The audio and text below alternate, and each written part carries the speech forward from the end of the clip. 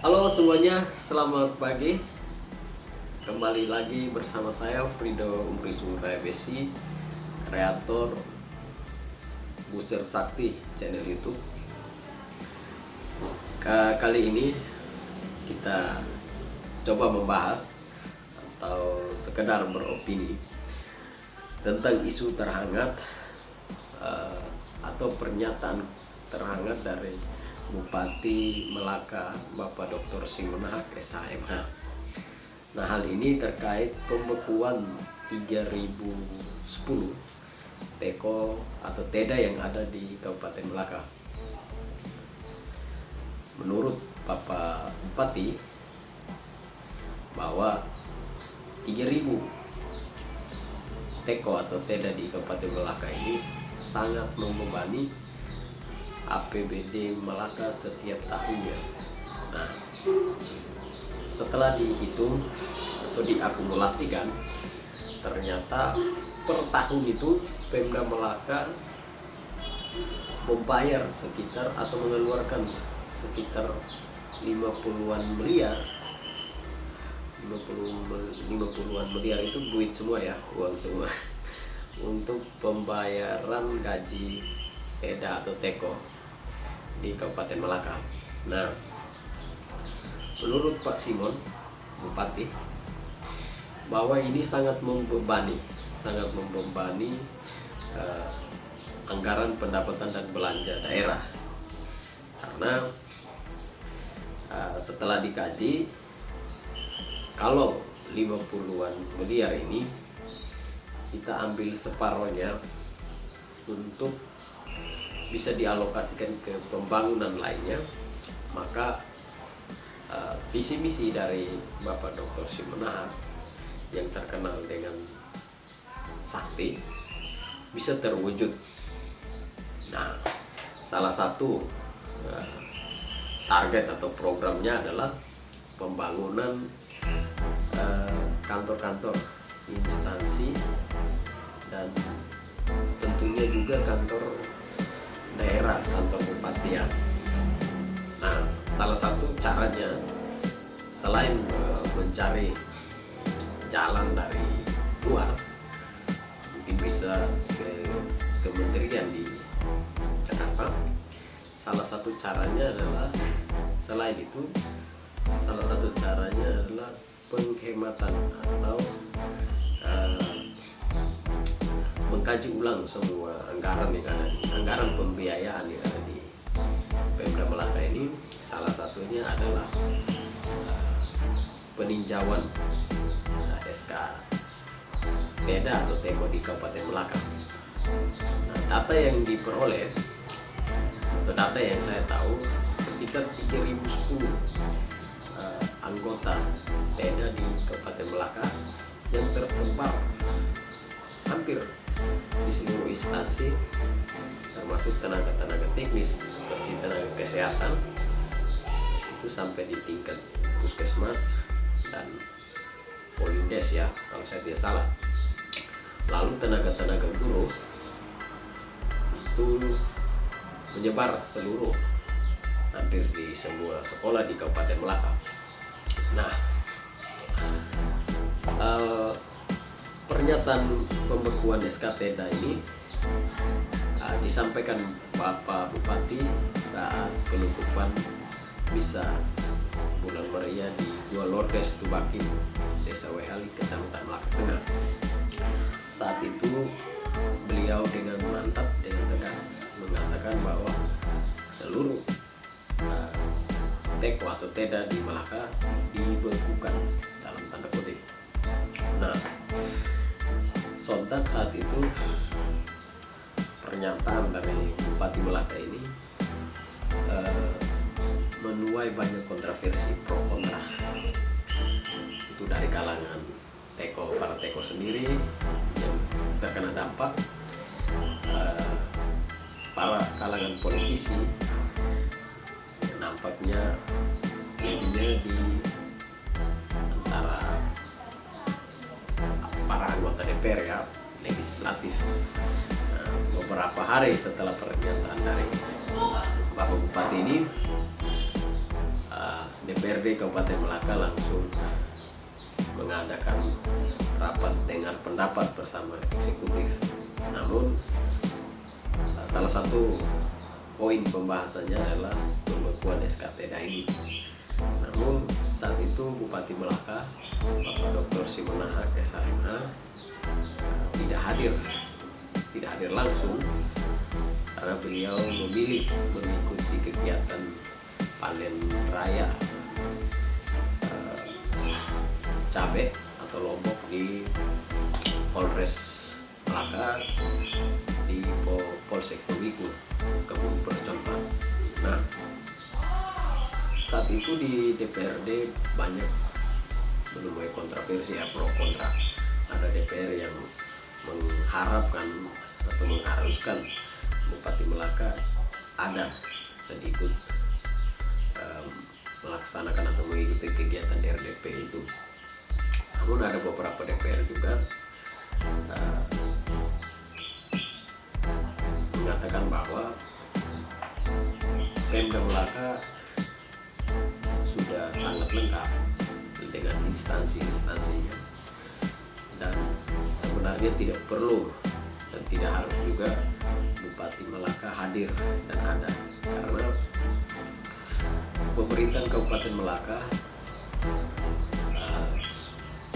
dalam hal ini Bupati Melaka telah mengutus Bapak Sekda Donatus PRSH bersama perangkat-perangkatnya. Dalam hal ini adalah dinas-dinas teknis terkait. Jadi tidak perlu lagi kehadiran Bupati saat itu. Nah, karena menemui pro kontra, terakhir poin untuk pembahasan pembekuan SKT ini di pending atau ditunda.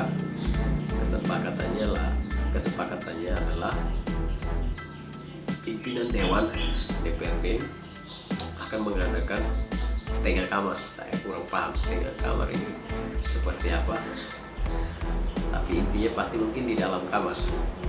Nah, informasi terakhir saya belum tahu hasil dari setengah kamar ini terlaksana atau tidak, saya kurang tahu.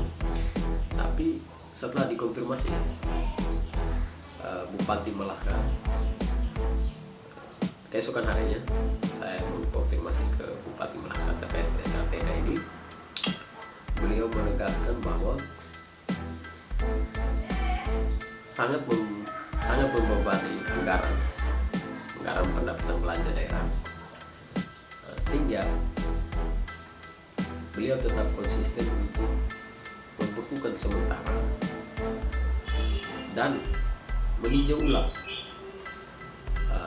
surat keputusan yang mana itu 3.000-an teko ini diangkat oleh pemerintahan sebelumnya. Nah, beliau sendiri beralasan sangat sederhana bahwa 3.000 tenda ini kan bukan beliau yang mengeluarkan SK-nya.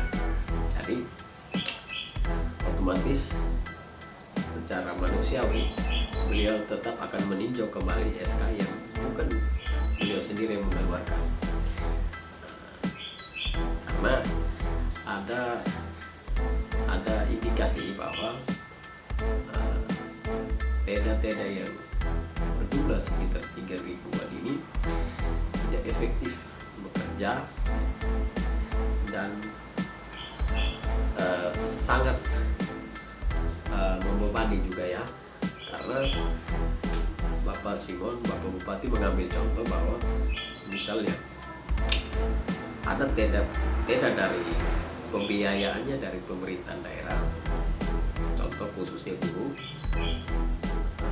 ditempatkan di misalnya di SMA yang mana bukan wewenang dari pemerintahan kabupaten. Nah, ini tidak sesuai dengan kebutuhan menurut Bapak Simon. Jadi untuk sementara dibekukan untuk ditinjau kembali.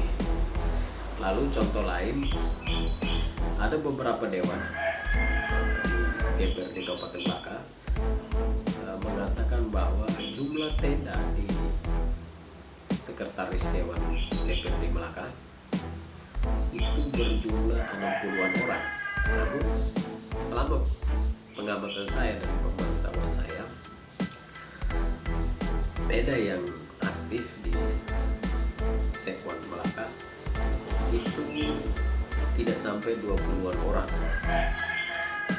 karena sangat sepi di DPRD Kabupaten Melaka di kantor, dan pelayanan di sana juga yang akibat dari jarang berkantor para TEDA ini, pelayanan di sana ya biasa-biasa saja, dan sepertinya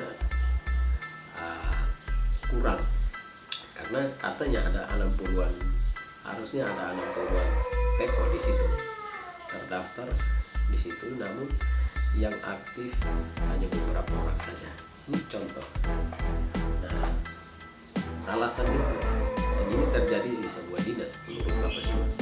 Alasan itu makanya beliau mengeluarkan pernyataan tegas bahwa ditinjau kembali, tapi sebelumnya harus dibukukan dulu.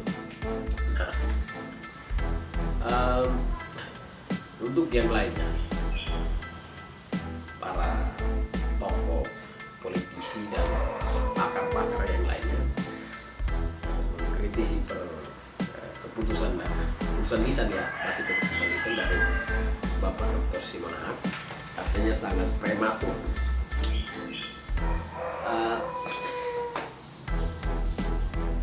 Sah-sah saja kita beropini, namun begini, TEDA atau teko ini bukan sesuatu yang seumur hidup ya. Beda teko itu sama PNS, pegawai negeri sipil.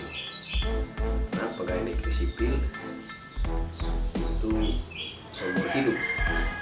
Nah, setelah beliau pensiun itu masih bisa diberikan haknya juga, dan tidak bisa dipecat sembarangan atau diberhentikan sembarangan. Nah, kalau TEDA ini kan hanya pengangkatannya sesuai dengan SK Bupati. Wewenang penuh itu ada di Bupati, kepala daerah. Kapan saja dia mau mengangkat atau memberhentikan TEDA ini, yaitu hak wewenang penuh dari Bupati. Jadi saya rasa pernyataan dari Bapak Simon atau keputusan dari Bapak Simon bukan keputusan yang prematur, yang sudah dikaji jauh-jauh hari sebelumnya.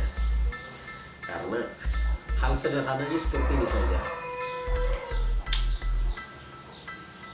Contoh ya, saya beranalogi, saya bos contohnya, saya bos atau pemimpin perusahaan lah, otomatis saya memakai orang-orang atau mempekerjakan orang-orang saya. Alasannya bahwa saya membutuhkan orang yang loyal, dan itu orang saya, dan orang-orang pilihan saya, sehingga dia dalam melaksanakan tugas kesehariannya tidak bisa membalukan atau melepas tanggung jawab, karena itu orang-orang saya.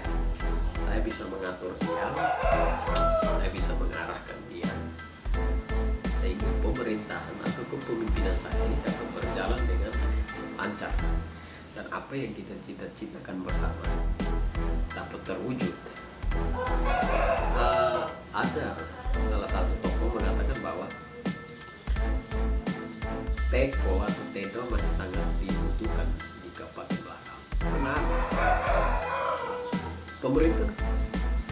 Pemerintahan Simanahak dan Tintoli tetap memerlukan jasa teko ini untuk diperbantukan di seluruh instansi. Tetap ada, menurut pernyataan dari Bapak Bupati, bahwa tetap ada. Beliau tetap memakai orang-orang yang mempunyai kompetensi yang bagus, orang-orang yang mempunyai etikat baik, loyalitas tinggi. Beliau tetap memakainya, dipertahankan, karena menurut dia orang-orang seperti ini adalah orang-orang yang mempunyai visi atau visi yang kuat. Nah, lalu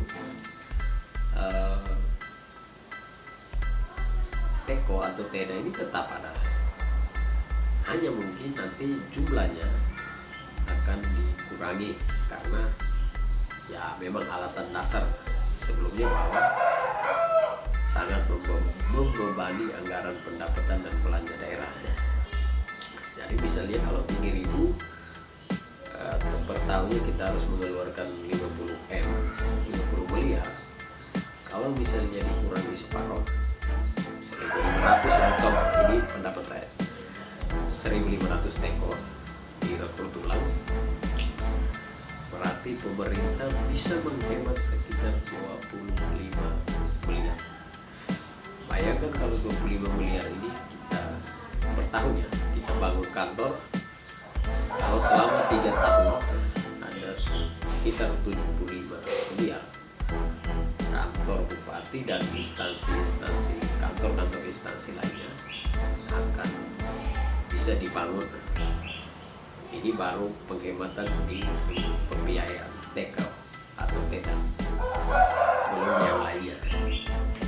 Oke semuanya, sampai jumpa lagi. Ini hanya pendapat saya, opini saya. Selebihnya tergantung penilaian saudara-saudara sekalian semuanya. Yang paling penting adalah kita tetap bersama bersatu untuk membangun Raih Malaka tercinta. Oke, sampai jumpa.